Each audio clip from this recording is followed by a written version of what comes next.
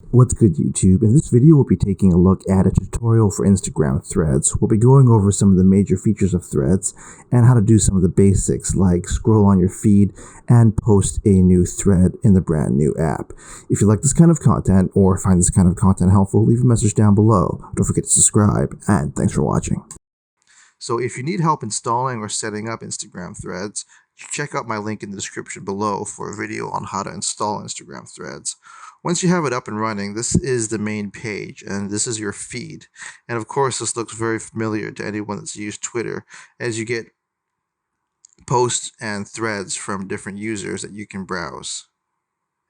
You can scroll through these posts by just swiping up or down, and you can also comment on these posts as well. If you want to reply to a particular post, let's say we want to reply to this picture here, we just hit on the reply there at the bottom, and then you'll be able to go through each of the individual comments from different people on Threads, and you can also type in your reply here at the bottom as well, as it says anyone can reply. If you want to check out more posts from the same user, all you have to do is go back there and actually hit on their profile to either follow them, or you can check out some of the other threads that they have or some of their replies as well when you hit on their username. At the bottom of the screen is your navigation pane where you can go to the different menus and features of Threads. So here with the home button at the bottom left, we're currently at the thread feed. If you hit the search button, you'll be able to search for different users, and you can also follow different users that are suggested from you.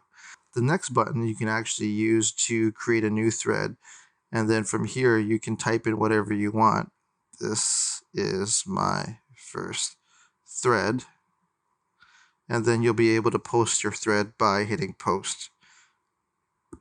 You can also change who can reply by hitting at the bottom left there, from anyone to profiles to you follow to mentioned only. And you can also attach files by hitting the paperclip there, and then it will access your gallery.